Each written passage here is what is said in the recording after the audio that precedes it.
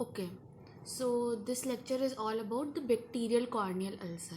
तो जो हमारा कॉर्नियल अल्सर है वो क्या है? ये एक डिसकंटिन्यूएशन है in the normal epithelial surface of the cornea. जो हमारा कॉर्निया है उसके नॉर्मल एपिथेलियल सरफेस पे अगर कोई भी डिसकंटिन्यूएशन होती है तो that is known as corneal ulcer.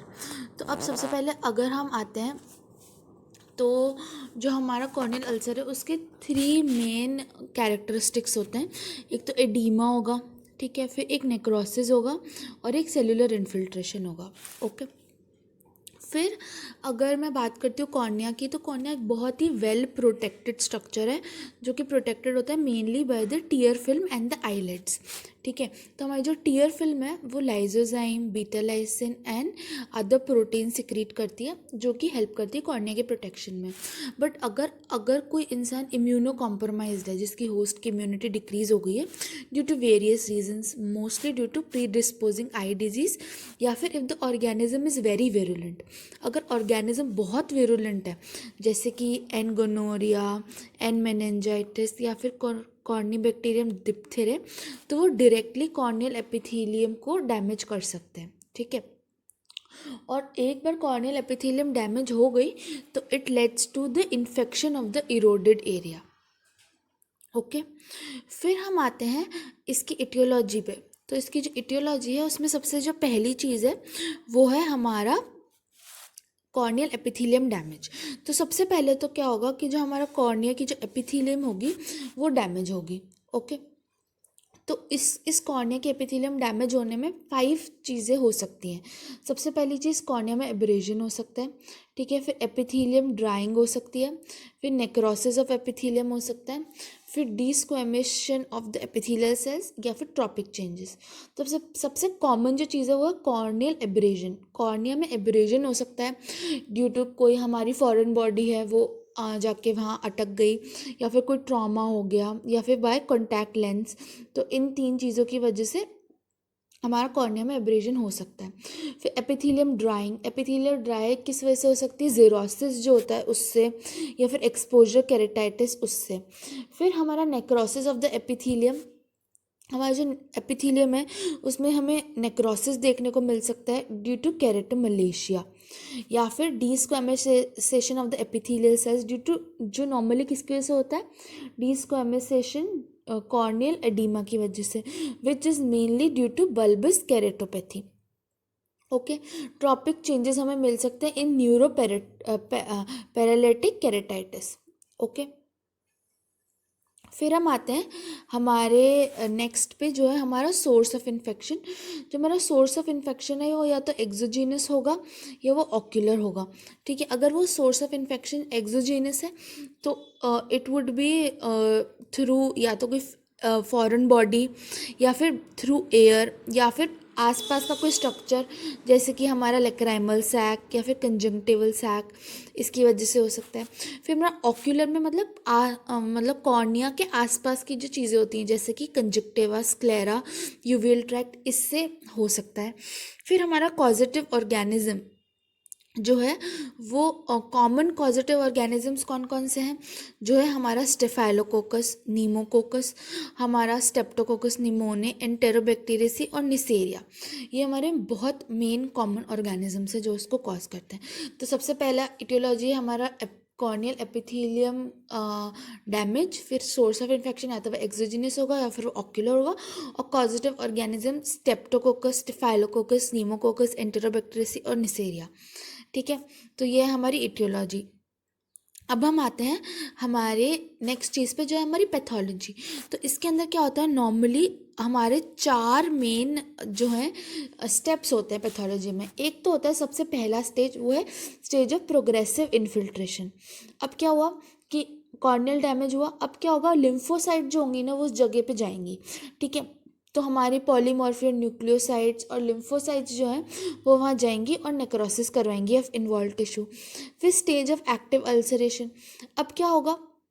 Necrosis होना शुरू हो गया, अब नेक्रोसिस होगा, फिर स्लफिंग होगा, ठीक है, और फिर स्वेलिंग होगा, फिर नेक्रोटिक मासेस हमें देखने को मिलेंगे, और फिर हमें साइड्स पे जो हमारा जो अल्सर है उसके हमें साइड्स पे और हमें उसके फ्लोर पे हमें ग्रे इन्फिल्ट्रेशन देखने को मिलेगा। ठीक है। फिर हमारा था हाइपरीमिया। हाइपरीमिया क्या है, हमें प्लूरेंट एक्सुडेट देखने को मिलेगा ऑन द कॉर्निया। ओके। फिर हमें वैस्कुलर चेंजेस देखने को मिलेंगे on the ciliary body. Iritis मतलब आयरिस का इन्फ्लेमेशन होगा। क्यों होगा आयरिस का इन्फ्लेमेशन? क्योंकि जो टॉक्सिन्स है वो एड्जॉर्ब हो जाएंगे अंदर के सरफेस पे और आयराइटिस कराएंगे। फिर हमें हाइपोपायन देखने को मिलेगा। अब हाइपोपायन क्या चीज़ होती है?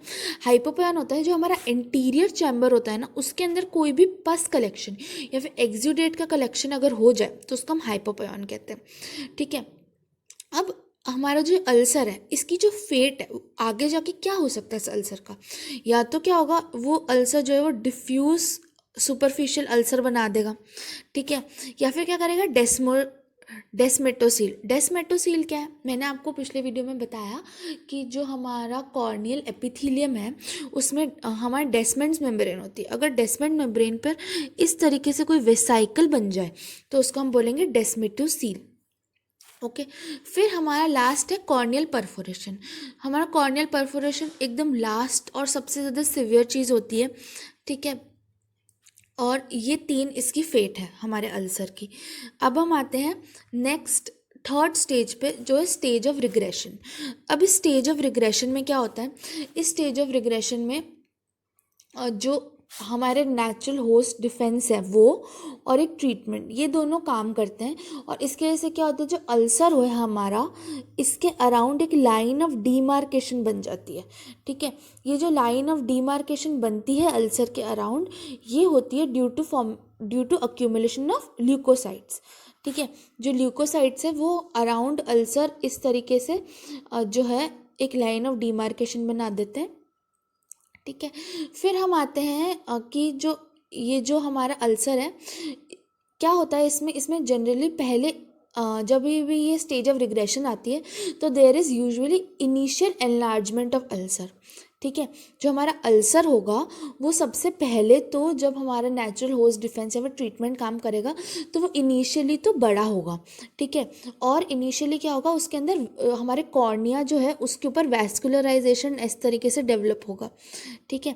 तो सुपरफिशियल वैस्कुलराइजेशन और इनिशियल एनलार्जमेंट, ये दोनों इनिशियली होते हैं। फिर उसके बाद धीरे धीरे रिग्रेशन होता है। फिर स्टेज ऑफ सिकाट्रिशन। सिकाट्रिशन का क्या मतलब है? हीलिंग।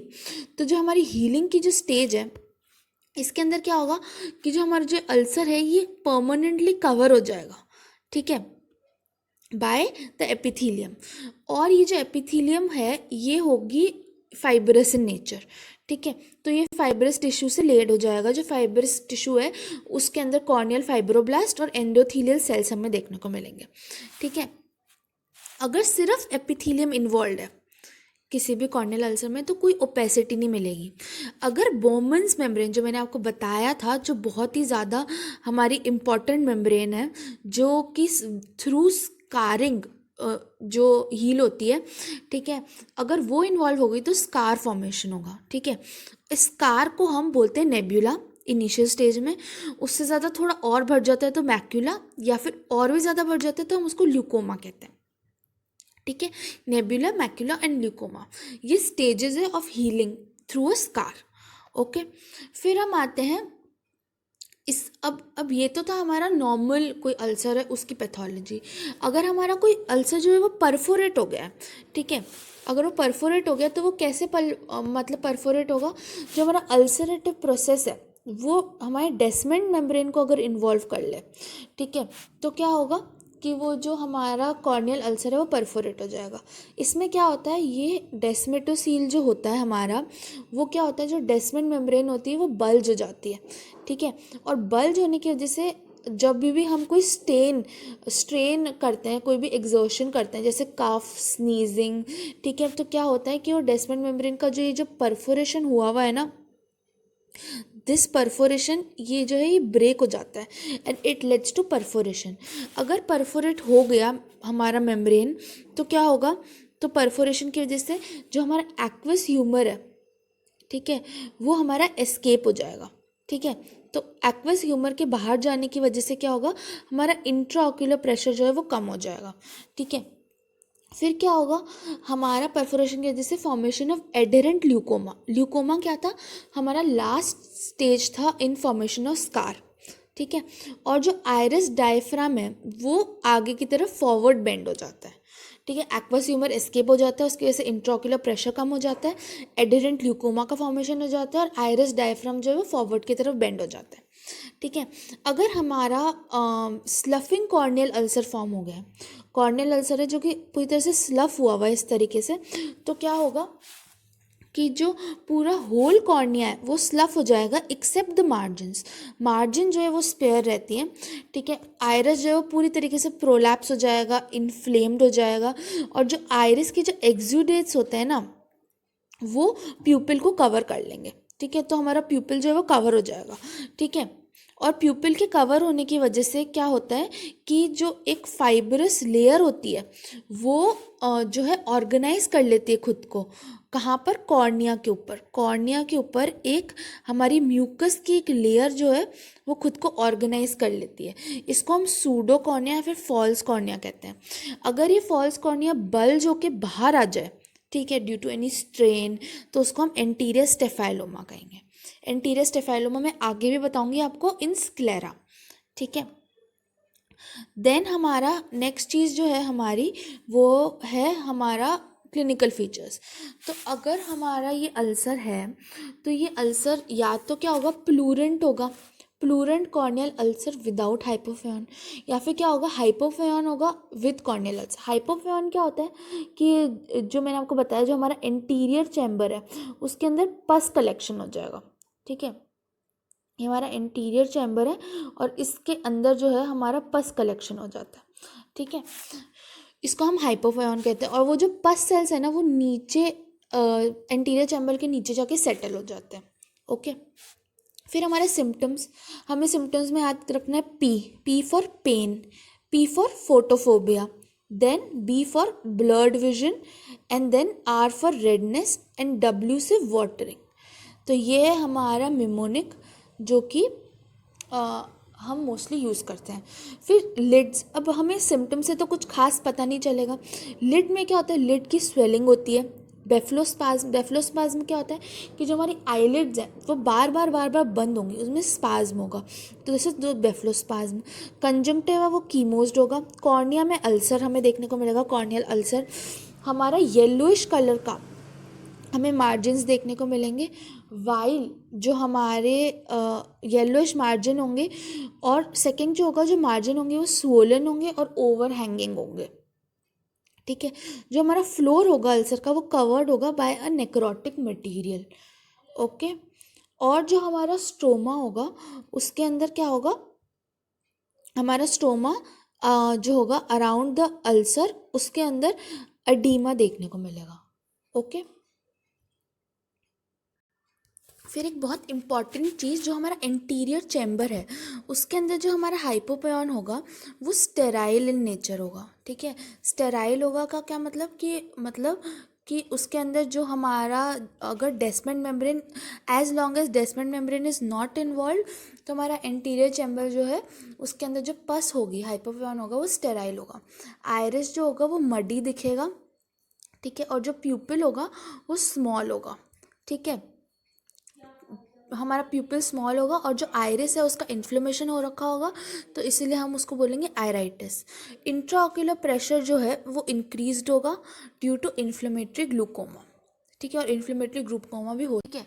अगर हमारा कॉर्नियल अल्सर का जो मेन इटियोलॉजी है वो नीमोकोकस बैक्टीरिया है, तो ये जो है अल्सर, इसको हम बोलते हैं हाइपोपयन कॉर्नियल अल्सर। अगर हाइपोपयन एक नॉर्मल कॉर्नियल अल्सर में बन रहा है जो कि जिसका कॉज नीमोकोकस नहीं है, तो उसको हम कहते हैं कॉर्नियल अल्सर विद हाइपोपयन, ठीक है। जो कि स्टेफाइलोकोकस, स्टेप्टोकोकस, मॉक्सिलेरा, गोनोरिया किसी से भी हो सकता है, ठीक है। अगर वो नीमोकोकस से हो रहा है तो हम उस अल्सर को कहेंगे अल्सर सर्पेंस या फिर हाइपोकॉन कॉर्नियल अल्सर।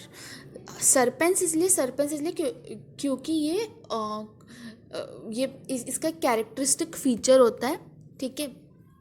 फिर हम आते हैं इसके सोर्स पे, जो कि मैंने आपको बताया जो नीमोकोकस है। नीमोकोकस जनरली वाया हमारी लेक्राइमल डक्ट का जो इन्फ्लेमेशन होता है विच इज़ डैक्रोसिस्टाइटिस, उसके थ्रू मेनली आता है, ठीक है।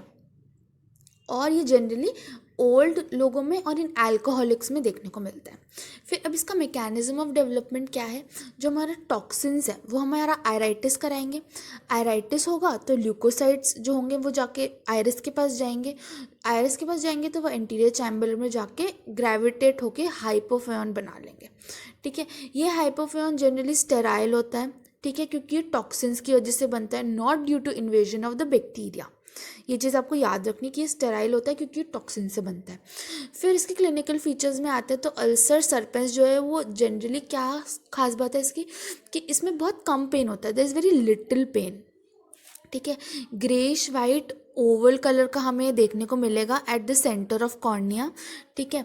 और इसको मैंने क्या बताया था कि अल्सर सरपेंस क्यों बोलते हैं, क्योंकि इसमें सरपेंगस फैशन में ये क्रीप करता है ओवर द कॉर्निया, क्योंकि ये जो कॉर्निया के ऊपर सरपेंगस फैशन के अंदर क्रीप करता है, इसलिए इसको अल्सर सरपेंस कहते हैं। ये वॉयलेंट इरिडोसिस्टाइटिस कराता है, वॉयलेंट इरिडोसिस्टाइटिस, ठीक है। तो ये इसका डेफिनेट कैरेक्टरिस्टिक फीचर है, ठीक है। और इस तरीके के हाइपोपेन की जो कैरेक्टरिस्टिक चीज़ है कि वो इंक्रीज कराएगा ही कराएगा of intraocular pressure. Intraocular pressure इसकी वजह से इंक्रीज होगा ही होगा। और अल्सर की बहुत ज़्यादा टेंडेंसी है टू परफोरेट, ओके। तो ये था हमारा हाइपोपेन के क्लिनिकल फीचर्स। अब मैं आती हूँ नेक्स्ट चीज़ पे, जो है हमारे टोटल कॉर्नियल अल्सर में जितनी भी कॉम्प्लिकेशंस होती हैं वो। तो सबसे पहले ये मैंने फ्लो चार्ट बनाया है ताकि आपको कॉम्प्लिकेशंस बहुत इजीली याद हो जाएं।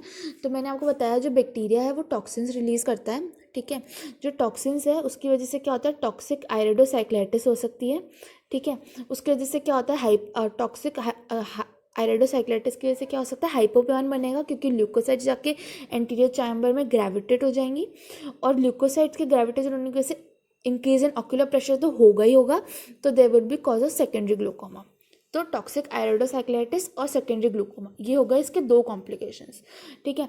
फिर अगर ऑर्गेनिज्म बहुत ज़्यादा विरुलेंट है और वो डायरेक्टली इन्वेड कर जाता है तो इट कैन ऑल्सो कॉज डेस्मेटोसील, जो कि आगे जाके क्या कराएगा, जो कि अगर हमारे डेस्मेटोसील पे अगर सडन स्ट्रेन पड़े तो it can also cause perforation, ठीक है। अब अगर परफोरेशन हो गई तो या तो क्या होगा कि कॉर्नियल स्कारिंग हो जाएगी, ठीक है, विच विड फर्दर लेड टू ब्लाइंडनेस, ठीक है। तो कॉर्नियल स्कारिंग इन परफोरेशन ये हमारे दूसरे कैरेक्टरिस्टिक्स हो गए।